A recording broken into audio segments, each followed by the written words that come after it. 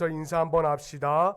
하나님을 영화롭게 이웃을 행복하게 하이. 시작. 네, 감사합니다. 일어나 함께 갑시다. 우리 앞뒤로 인사 한번 합시다. 시작. 일어나서 함께 갑시다. 일어나서 함께 갑시다. 예. 이제 성가대도 인터넷 방송을 탈 것 같아요.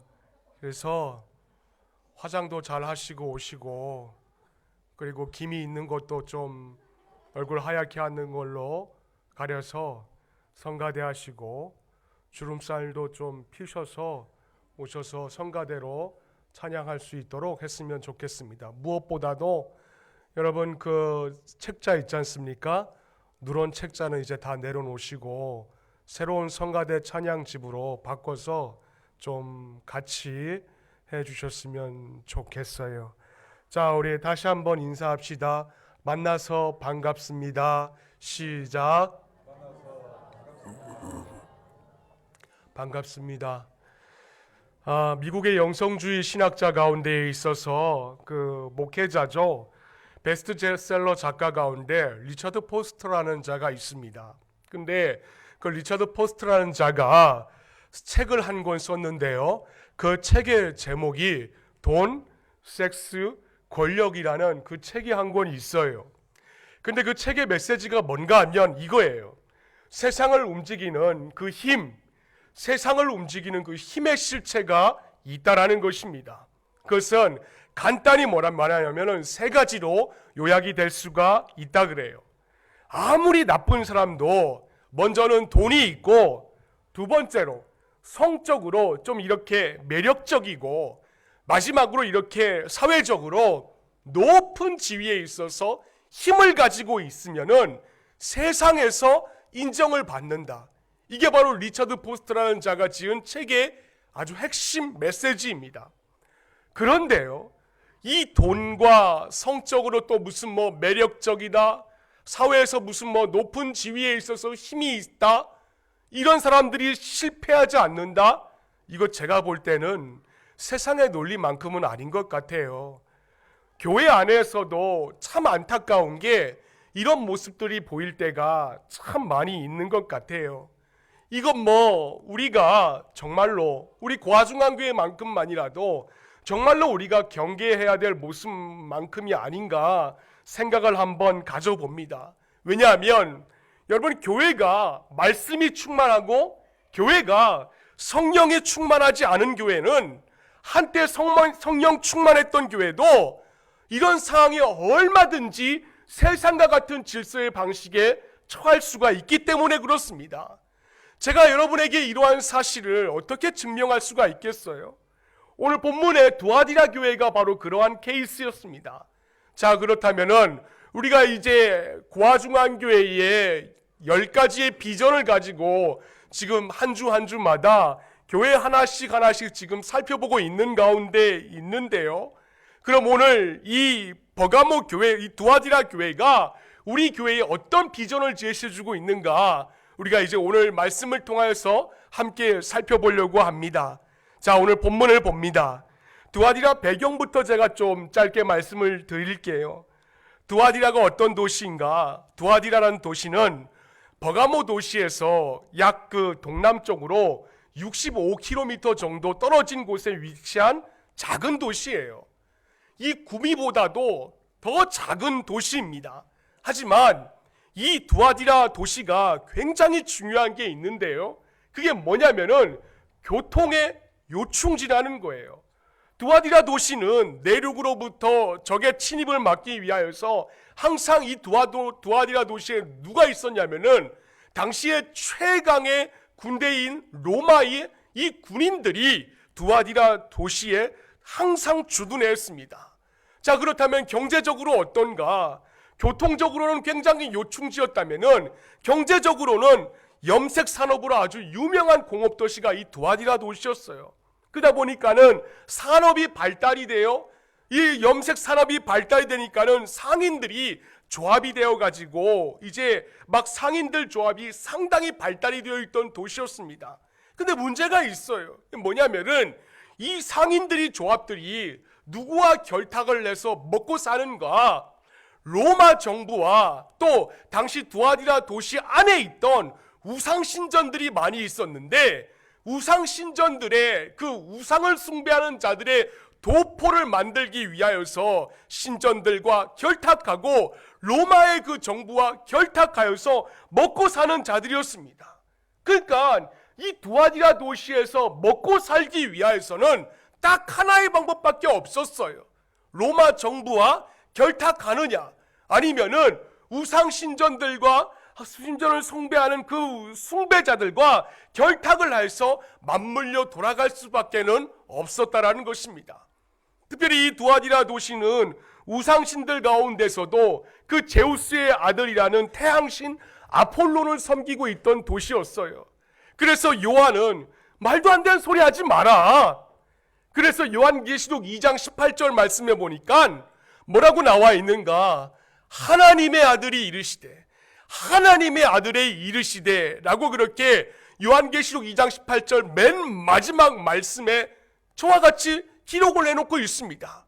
그러니까 진짜 하늘과 땅의 권세를 가진 분은 제우스의 아들 아폴로가 아니라 하나님의 아들 예수 그리스도, 그분밖에 없다, 그렇게 얘기를 하는 거예요. 자, 상황이 이렇게 됐습니다.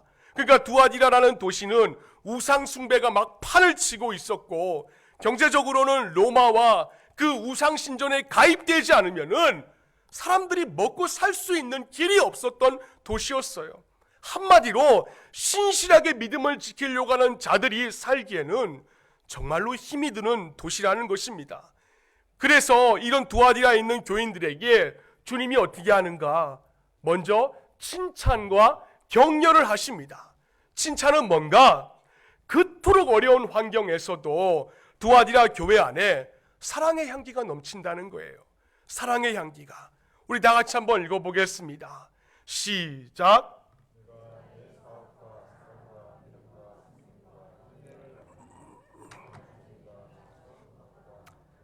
내가 내 사업과 사랑과 믿음과 섬김과 인내를 아는데 그 인내가 모든 것들이 내 나중 행위가 처음보다도 더 열심히 있도다. 여기에서의 사업은 우리가 무슨 먹고 살기 위한 그 비즈니스 사업을 말하는 것이 아니에요. 영적인 사역들을 말하는 것입니다. 우리가 이것을 어떻게 알 수가 있겠습니까? 아까 그 19절에 상반절에 기록된 사업은 하반절에 기록된 사랑과 믿음과 섬김과 인내를 받고 있는 선행사예요. 그러니까 두아디라 교인들은 그렇게 믿음을 지키기 어려운 환경 속에서 살다가 교회에 나오면은 교인들끼리 서로 위로해주고, 잘 왔다, 힘들었지, 서로 감싸주고, 얼마나 추웠어, 서로 사랑해주는 그런 사랑의 향기가 넘친 교회였다라는 것입니다. 여러분 한번 상상 한번 해보세요. 당시에 로마 제국과 또 두아디라 상공업에도 가입하지 못했던 두아디라 교인들이었어요. 그러니까 로마 정부와 두아디라 도시에서는 이 두아디라 교인들을 바라볼 때마다 눈에 가시와도 같은 자들이었습니다. 요즘 같으면 여러분 인터넷에다가 개독교인들 그렇게 하고 욕하고 끝날 수 있어요. 하지만 그때는 그런 정도가 아니었습니다. 예수 믿는다는 이유로 일자리도 구할 수가 없었어요. 또 그리스도인들은 예수를 믿는다는 이유 때문에 자기가 평생 벌어다 놓은 재산을 몰수당하기도 하는 등 정말로 극단적인 박해를 당할 수밖에 없었습니다. 그러다 보니까는 그 염색업으로 부유하게 살던 도시에 눈에 띄게 가난하고 눈에 띄게 어려운 삶을 살던 자들이 다 예수쟁이들이었어요. 그래 주님이 이렇게 말씀하십니다. 본문 19절 하반절에 말씀해 보니까 인내를 안다 그랬어요. 인내를 안다. 여러분 저 단어만으로도 우리가 충분히 짐작할 수 있는 그런 상황 아닌가요? 모두가 다 넉넉하고 모두가 다 부유하게 살아가는 상황 속에서 예수 믿는 사람들만 찢어지게 가난하고 정말 심 마음 가운데 바위로 이렇게 짓누르는 듯한 고통 속에서 살아야만 했습니다. 그럼에도요 이렇게 끝까지 교회에 나오면은 서로 사랑하고 이렇게 끝까지 인내할 수가 어떻게 있느냐라는 거예요. 여러분 솔직히 한번 저도 마찬가지예요. 저도 마찬가지입니다. 저나 여러분을 한번 돌아보자고요. 어떤 분은 자신에게 2명의 자녀가 있고 또 어떤 분은 3명의 자녀가 있어요. 그런데 예수 믿는다는 이유로 이렇게 경제적으로 핍박받고 예수 믿는다는 이유로 동네에서나 사회에서 당신 기독교인이라고 손가락질 받으면은 여러분 이 자리 가운데 몇 분이나 자리에 남아있을 수가 있겠냐라는 것입니다. 가정의 형편을 돌아볼 때에 정말 중학교 아들이 공부 좀 할 수 있도록 학원 좀 보내달라고 할 때에 여러분 부모로서 돈이 없어 미안해 어떻게 이렇게 말할 수가 있겠습니까? 또 초등학교 아이가 와가지고 아빠 태권도 학원에 다니고 싶다라고 할 때에 그 돈이 없어서 미안해 어떻게 이렇게 말할 수가 있겠어요? 제가 이 부분을 목양실에서 한번 생각해 보았어요. 여러분 사실 초대교회 사람들도 저나 여러분들과 똑같은 연약한 성정을 가지고 있는 자들이에요. 그냥 그들도 우리와 함께 먹고 살고 평범한 사람들인데 불과한데 그들이 어떻게 그 극심한 고난과 핍박과 박해를 이겨낼 수 있는 그 원인이 뭐냐라는 것입니다. 뭔가 다른 이유가 있지 않겠는가라는 거예요. 그래서 제가 아무리 찾아봐도 답이 없어가지고 이 본문을 가지고 제가 4일을 전전긍긍했어요. 그리고 묵상하다가 그들이 이런 박해를 이겨낼 수 있었던 거는 딱 하나였다라는 것을 제가 발견하게 되었습니다. 여러분 그게 뭔지 아십니까? 주님이 안다라는 거예요. 내가 안다라는 것입니다. 그 주님이 위로해 주시고 다음으로는 주님께서 격려해 주심이 이 두아디라 교회의 교인들이 버틸 수 있는 힘이었다라는 것입니다. 여러분 보세요. 다시 한번 19절 말씀 한번 보겠습니다. 우리 다 함께 읽겠습니다. 시작.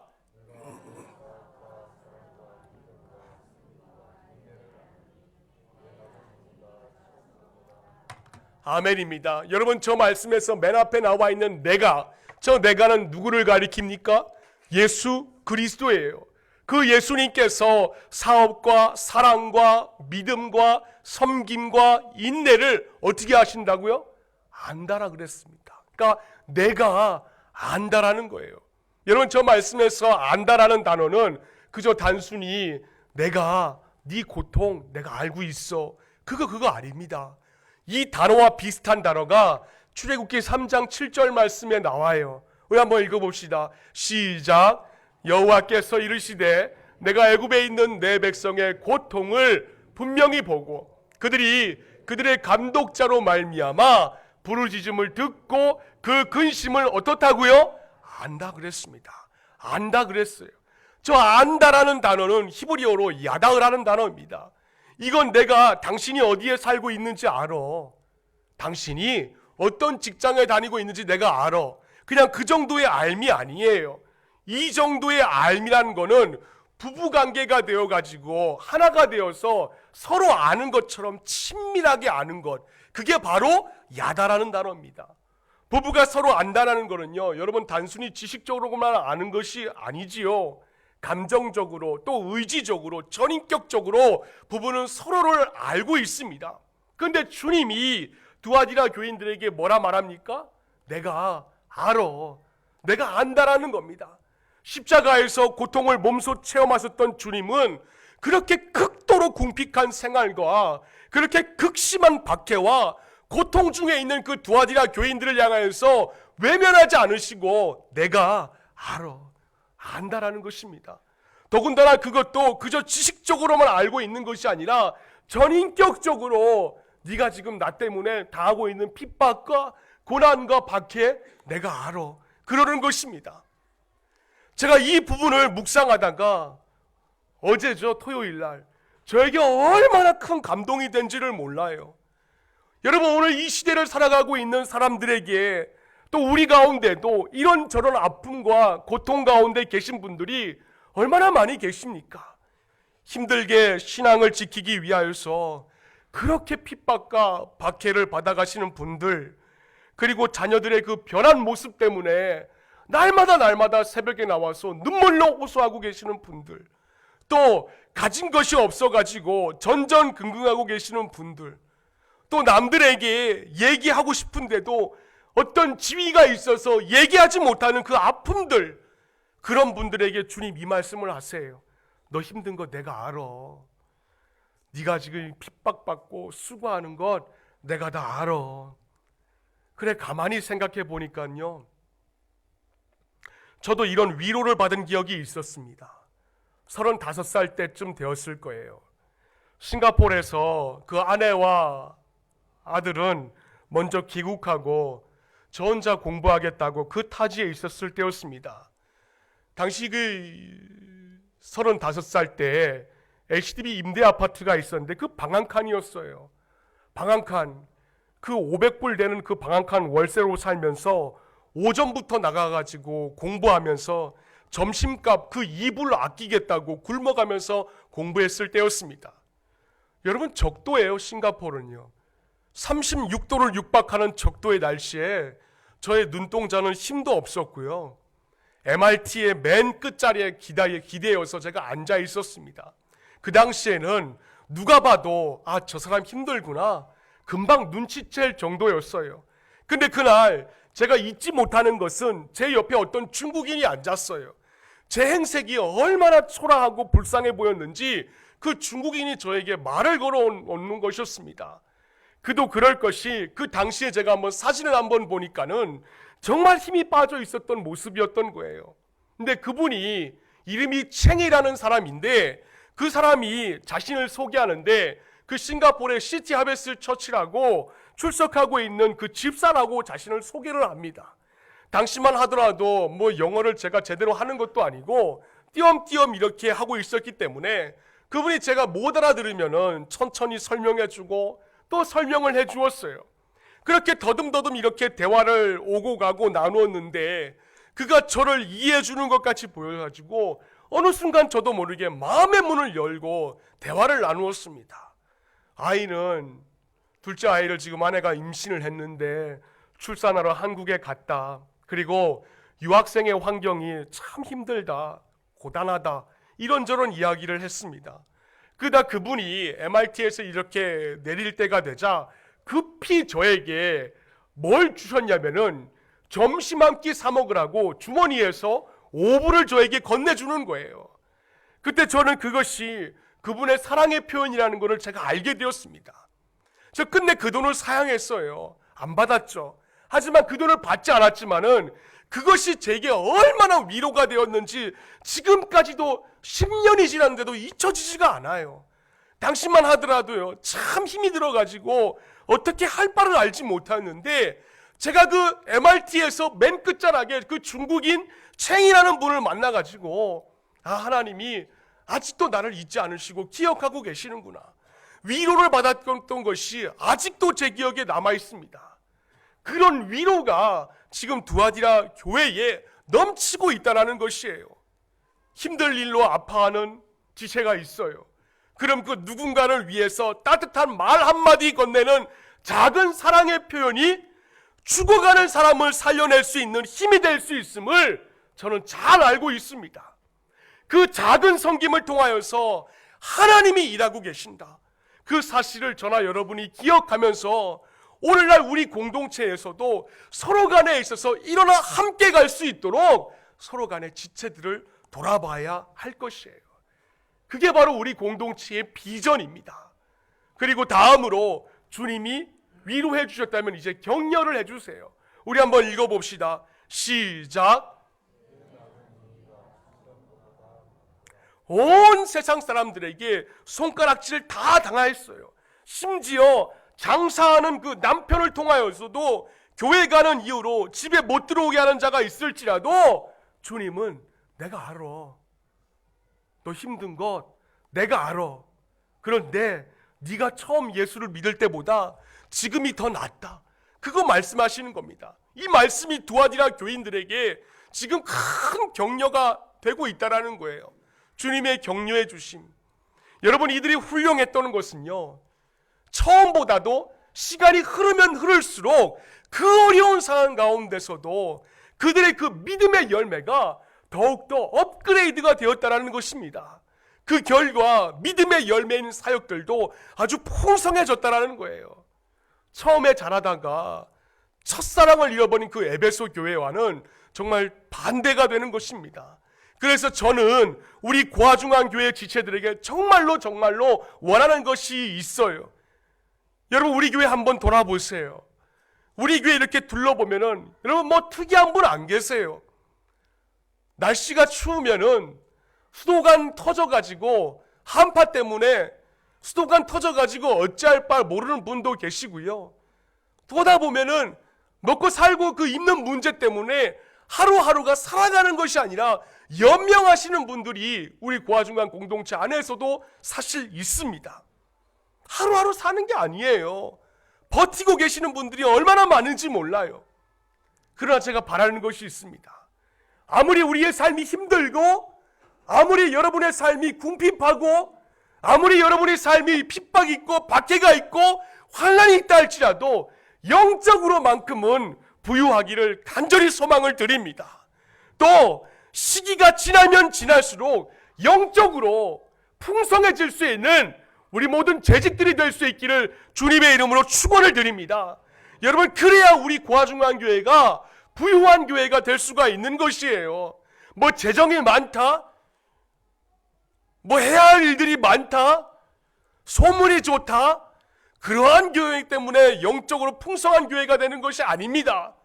세상에서 아무리 힘들고 어렵다 할지라도 공동체 나와서 마주보고 수고했지, 격려해주고 위로해주고 사랑의 향기가 넘치는 공동체가 바로 영적으로 풍성한 교회가 되는 것이에요.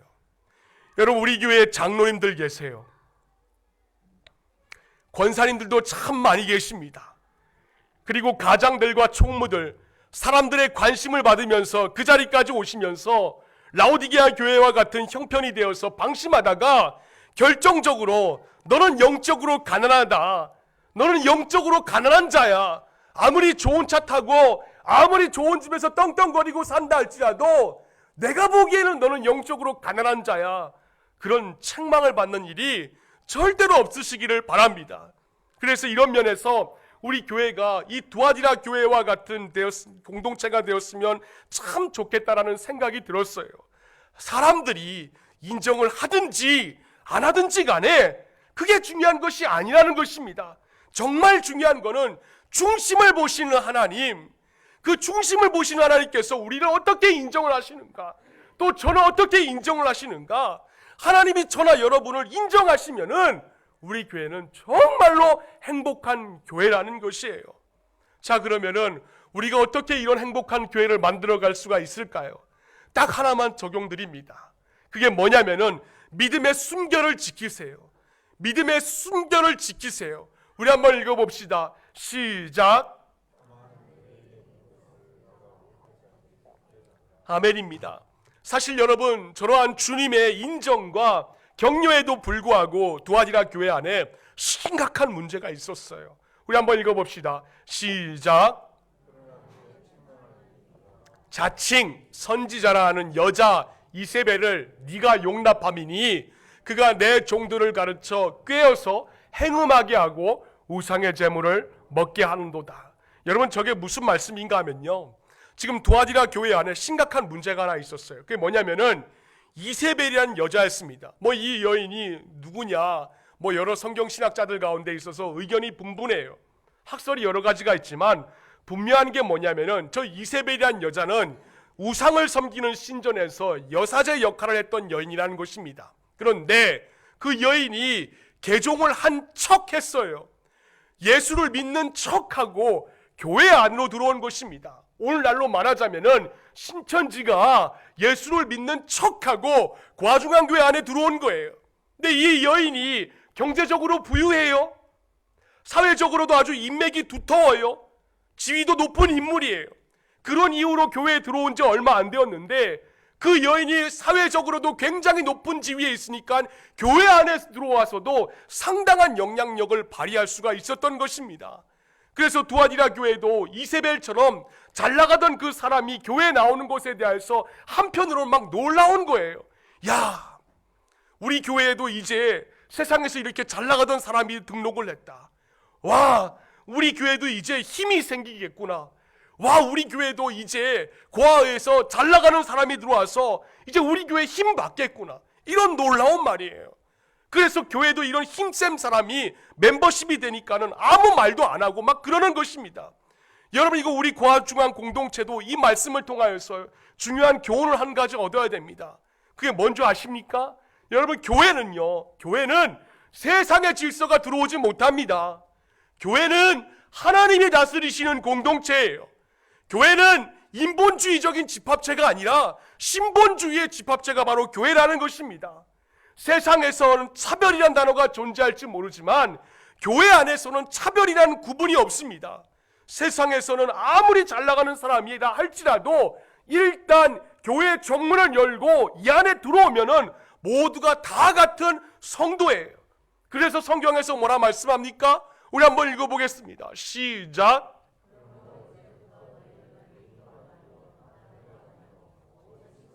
시민이요, 동일한 시민이요, 하나님의 권속이라. 여러분, 저 말씀에서 권속이라 그랬습니다. 저 권속은 원어로는 오이케이오스라는 단어예요. 오이케이오스, 가정이라는 단어입니다. 여기가 가정이에요. 그리고 그 국어사전에서 권속이라는 이 말에 대해서 제가 한번 찾아보았더니 한 집에 거느리고 살고 있는 한 식구, 그렇게 정의를 하고 있습니다. 여러분, 이 단어의 뉘앙스가 강조하는 것이 뭡니까? 권속이 한 집에 살고 있는 식구라는 거예요. 하지만 당시 초대교회 사회 속에서는 이런 말들이 만무하였죠. 왜? 당시 교회 안에서는요, 노예도 있어요. 그리고 주인도 있었습니다. 노예와 주인이 함께 한 집에 살고 있는 식구라는 것은요, 당시 그 초대교회 상황에서는 상상도 할 수가 없었던 일이었습니다. 또 성찬식도 마찬가지였어요. 당시만 하더라도 성찬식 때는 온 성도가 함께 앉아 있어요. 이런 의자 없습니다. 그냥 함께 앉아가지고 떡을 떼가지고 함께 잔을 나누었어요. 당시의 노예는요, 사람 아니에요. 사람이기보다는 짐승에 가까운 취급을 받았던 자들인데 성찬식을 베풀면서 노예와 주인이 함께 앉아서 잔을 나누는 것입니다. 그야말로 짐승과 사람이 함께 잔을 나누는 것은 정말로 굉장한 충격이었던 거예요. 그래서 바울이 쓴 골로새서에 보면은 이런 내용이 나와 있습니다. 우리 한번 읽어보겠습니다. 시작. 함께 보내노니 그는 너희에게서 온 사람이라. 그들이 여기를 다 너희에게 알려주리라. 여러분, 저 말씀에서 오네시모는 노예입니다. 근데 바울은 지금 노예인 오네시모를 향하여서 뭐라고 부릅니까? 형제라고 부르고 있어요. 형제라고. 그러니까 바울도 교회 안에서의 동등한 일원으로서 오네시모를 나의 형제다, 아무리 노예여도 내 형제다, 그렇게 인정을 해주고 있는 것입니다. 여기서 여러분, 우리가 반성해야 될 것이 뭐가 있습니까? 초대교회는 이렇게 하나님을 아버지로 모시고 예수 그리스도를 구원받은 감격으로 하나님이 되어서 그가 주인이든 또 그가 노예이든 세상의 신분과 상관없이 서로를 바라볼 때 형제라고 불러주고 또 자매라고 불렀던 그 아름다운 공동체였다라는 것입니다. 여러분, 그런데 우리 안에는 과연 이 모습이 살아있느냐? 우리가 이것을 좀 바라봐야 돼요. 왜? 여러분, 이게 무너지면은 우리도 잘 나가던 그 이세벨을 용납한 두아디라 교회처럼 저나 여러분들도 변질될 수 있기 때문입니다. 두아디라가 그랬어요. 세상에서 좀 돈 많은 자가 교회 안에 들어왔어요. 그러면 예수 그리스도보다도 더 높은 위치에 그 사람을 둡니다. 세상에서 좀 권력 있는 자가 교회 안에 들어왔어요. 그러면 그 사람을 예수님보다도 더 높은 위치에 둡니다. 그래서 자기 주장을 내세우고 분열을 초래하게 만들고 거짓 교리를 내세워도 세상의 질서 가운데 권력 있는 자고 재물이 많은 자가 멤버십이 됐으니까 좀 용납하자. 그래, 이 두아디라 교회가 변질되고 하나님의 진노를 사고 만 것입니다. 하지만 이러한 가운데도 본문의 19절의 말씀처럼 끝까지 사랑으로 또 끝까지 믿음으로 인내하면서 끝까지 서로 간의 섬김과 봉사로서 유혹에 넘어가지 아니하는 몇몇 소수의 무리들이 있었어요. 이 자들 문맥상으로 볼 때에는 두아디라에 남아있는 정말 적은 숫자였던 것 같습니다. 겉으로 보기에는 이세벨의 세력이 강하고 교회가 그쪽으로 넘어간 것 같지만은 주님은 끝까지 믿음 붙들고 순결을 지키려고 한 자들 그 몇 명 때문에 두아디라 교회를 촛대를 옮기지 아니하고 두아디라 교회를 끝까지 하나님께서 붙들어 주셨던 것이에요. 그래서 주님은 끝까지 주님 재림하실 때까지 포기하지 말고 뭐라고 말씀하냐면은 믿음의 순결 지켜라 그러는 것입니다. 그런데 이 부분을 묵상을 하다가 제 머릿속에 스쳐 지나가는 장면이 하나 있었어요. 그게 뭐냐면은 누가복음 8장에 등장하고 있는 풍랑을 만난 제자들의 모습이었습니다. 여러분 그 상황이 어땠습니까? 우리 한번 읽어봅시다. 시작. 행선할 때에 예수께서 다음에 마침 광풍이 호수로 내리침에 배에 물이 가득하게 되어 위태한지라. 여러분 마침이에요. 마침입니다. 아무런 준비도 하지 못했어요. 그런데 딱 배에 타자마자 광풍이 마침 기다렸다는 듯이 그들의 배의 앞면과 후면을 막 때리고 위태롭게 만드는 것입니다. 그런데 그 풍랑을 만났을 때에 제자들이 뭐라고 하였습니까? 어떻게 하였어요? 우리 한번 읽어봅시다. 시작.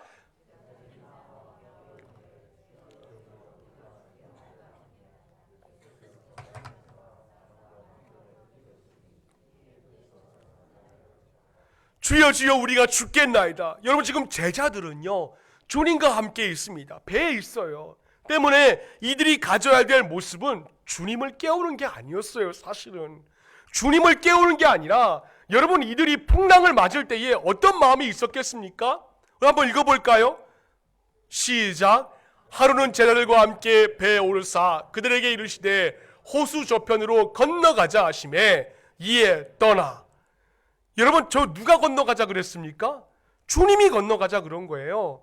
예수님이 제자들을 향하여서 건너가자 그런 것입니다. 때문에 이들의 마음에는 풍랑을 만날 때에 어떤 마음이 있었겠어요? 아니 가라 그래 간 건데 왜 풍랑을 만나는가?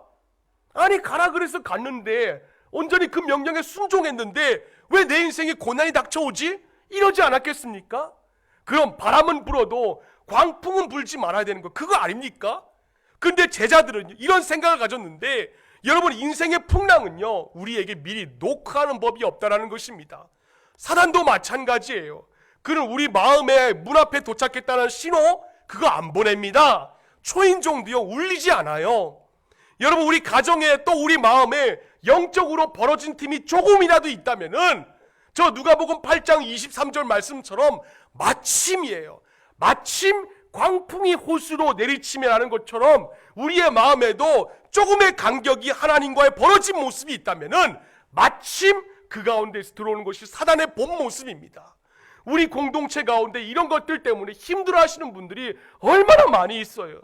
근데 이러한 가운데 우리가 주의해야 할 것이 있습니다. 그게 뭐냐면은 이런 사단의 유혹이 다가올 때마다 우리는 왜 하필 나지? 교회에서 열심히 예배드리고 헌금도 내고 헌신도 하고 주일학교 교사도 섬기는데 왜 하필 나지? 왜 하필 나에게 이런 상황이 다가오지? 이런 질문을 하면 안 된다라는 거예요. 그럼 그 왜라는 질문 대신에 무엇을 해야 되냐면 무엇 때문에 나에게 이런 고난이 다가오는 거지? 이런 질문을 던질 줄 알아야 한다는 것입니다. 주님 제가 이런 상황 가운데서 주님 아시지 않습니까? 이런 상황 가운데서 제가 무엇을 배우기를 원하십니까? 이 상황을 어떻게 사용하려고 하십니까? 그걸 주님 앞에 나와서 여쭤볼 줄 아는 자가 믿음의 성숙한 신자된 모습이라는 것입니다. 그러나 우리는 대부분 이렇게 질문하는 대신에 어떻게 합니까? 왜 나지? 왜 하필 나지? 왜 하필 내 몸에 질병이 있지? 왜 하필 내 가정에 이런 일이 있지? 왜 하필 내 자녀지? 이런 생각으로 삽니다. 하지만 여러분 분명한 것은요 오늘 두아디라 교회에 벌어진 틈 사이로 들어온 이세벨도 그렇게 풍랑 속의 제자들도 마찬가지처럼 어떤 유혹과 시련을 만날 때에 스스로 빠져나갈 계책을 모색하려고 여러분 절대로 인간적인 방법으로 고심하지 말라는 것입니다. 왜냐하면 여러분이 당하고 있는 그 시련에는 하나님이 알고 있는 하나님 내가 안다. 그 하나님의 목적이 그 안에 있기 때문에 그래요. 여러분, 제가 알고 있는 하나님은요, 귀하게 사랑하시는 이들의 삶의 그 시련을 하나님께서 허락하십니다. 중요한 것은 우리도 이 두아디라 교회 속에서 끝까지 남아있던 자들과 같이 저나 여러분들에게도 끝까지 견딜 수 있는 믿음의 순결함이 우리에게도 있어야 된다는 거예요. 제가 이 부분을 묵상하고 얼마나 저에게 어제 토요일 날 감동이 다가온지 몰라요. 저나 여러분들 가운데 이 두아디라 교인들처럼 여러분, 예수 믿는다는 이유 때문에 핍박을 받고 박해를 받는 분들이 얼마나 많이 있습니까? 새벽 예배 한번 나왔다고 해서 문 잠그고, 그리고 비밀번호 바꿔가지고 안에 들어가지도 못하게 하고, 교회 나온다는 이유로 이혼까지 하자라고 얘기가 나오고, 그리고 자녀 때문에 얼마나 고생을 하고 있고, 과거의 신앙을 잃어버린 그 자녀 때문에 지금도 눈물로 호소하고 계시는 분들이 얼마나 많이 있어요. 왜 내 남편은 내 마음을 알지 못할까? 왜 내 아들은 좀 더 바른 길로 걷지 못할까? 이것 때문에 지금 얼마나 많이 힘들어하고 계시는 분들이 이 안에 계시냐라는 것입니다. 그러나 그 가운데 주님은 딱 한 말씀 하세요. 내가 알아. 네 인내와 수고와 고생, 그거 내가 알아. 너희들이 힘겹게 믿음 지키려고 하는 건 내가 알아. 그거 딱 한 말씀 하십니다. 그거 하시면서 우리에게 주님은 내가 알아. 사람들 다 몰라도 내가 알아. 내가 네 중심 알아. 그 위로와 격려를 해주시고 계세요. 그러니까 좀 끝까지 버티십시다. 끝까지 버티시고, 여러분 지지 마세요. 지지 마시고 이겨내셔서 말씀으로 우리가 다시 한 번 더 함께 일어나 걸어갈 수 있는 공동체가 되었으면 좋겠습니다. 여러분, 우리에게 가장 어두운 시간이 언제인 줄 아십니까? 우리에게 가장 어두운 시간은 하나님의 능력이 가장 강하게 나타나는 시간인 줄로 믿습니다. 여러분, 믿음은요, 시험과 시련이 당연히 있는 거예요. 그렇기 때문에 지금 우리 고아중앙교회 지체들 가운데에 당하고 있는 핍박과 박해, 그거 있는 분들이 계신다면은 끝까지 믿음의 순결함을 지키심으로 인하여서 내가 알아. 사람들 다 몰라도 나는 네 중심 알아. 그 주님의 격려와 위로를 받으심으로 인하여서 은혜의 통로의 역할을 감당할 수 있는 우리 모두가 될 수 있기를 주님의 이름으로 축원을 드립니다. 우리 이러기 위하여서는 하나님, 우리의 마음을 정결케 하여 주시옵소서. 하나님, 나의 마음이 더욱더 정결하게 하여 주심으로 인하여서 하나님, 나를 멀리하게 하여 주시옵소서. 이 마음을 담아서 우리 하나님 앞에 고백할 수 있기를 원합니다.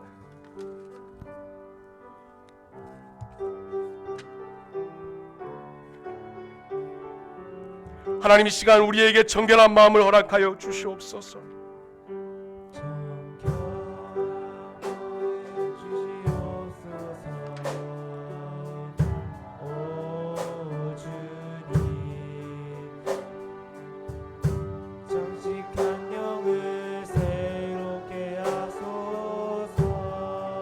우리 한 번 더 고백합니다. 정결한 마음 주시옵소서. 정결한 마음 주시옵소서.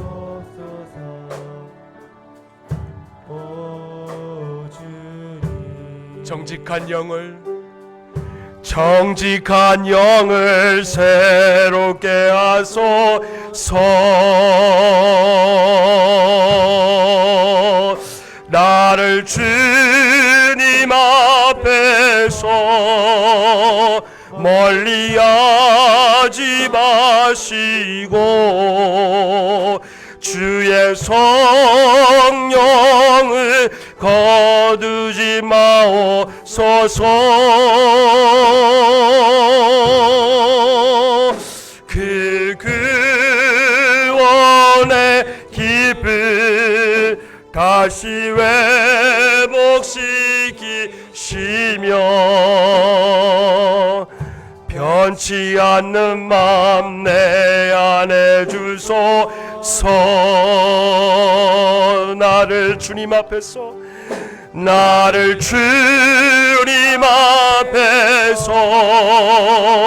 멀리하지 마시고 주의 성령을 거두지 마옵소서.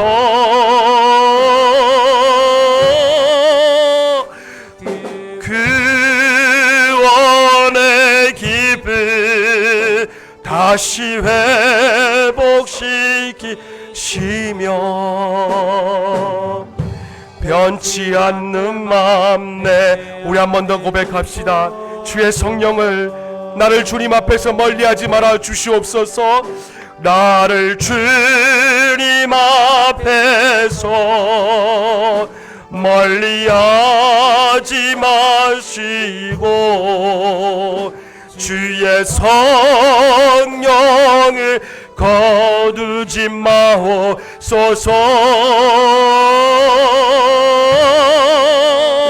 그 구원의 기쁨 다시 회복시키시며 변치 않는 마음 내어 주소서. 기도하겠습니다. 하나님, 오늘 두아디라 교회에 대하여서 우리가 잠깐 나누었습니다. 두아디라 교회인들 가운데 있어서 예수 믿는다는 이유 때문에 그 고진 핍박과 박해를 다 감내한 것처럼 하나님, 우리 공동체 가운데서도 핍박과 박해를 당하는 자들이 얼마나 많이 있는지 모릅니다. 사람은 겉모습을 바라보고 판단하지만 하나님은 우리의 중심을 바라보신다라고 하였습니다. 중심을 바라보시는 하나님께서 오늘 본문의 말씀처럼 내가 알아, 내가 안다, 사람들은 다 몰라도 내가 네 중심을 알고 있어 라는 그 주님의 위로를 하나님 우리가 필요로 합니다. 세상에서 살아가는 동안에 있어서 주님의 위로와 주님의 격려를 통하여서 한 주를 살아갈 때에 넉넉히 감당할 수 있는 우리 모든 지체들이 되게 하여 주시옵소서. 하나님, 우리가 믿고 있는 하나님은 종교의 하나님이 아닙니다. 윤리의 하나님이 아닙니다. 하나님, 우리 가족들, 우리 모든 지체들 입술 가운데 종교, 윤리라는 말이 사라지게 해 주시고 이것이 나의 생명이라고 고백할 수 있는 담대한 믿음을 허락하여 주시옵소서.